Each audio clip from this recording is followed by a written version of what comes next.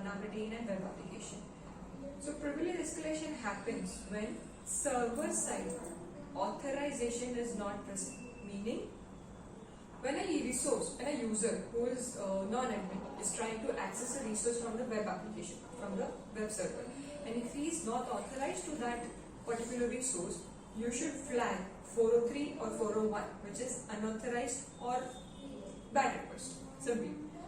So to fix privilege escalation, validate or check the authorization of the user based on the session token, which your session token could be a cookie or a bearer token.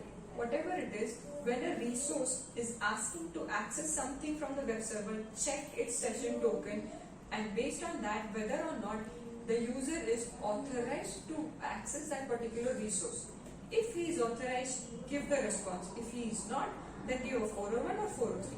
So server side privilege escalation has to be handled on the server end, where authorization based on the session token has to be checked for each user who is accessing the resource. Thank you.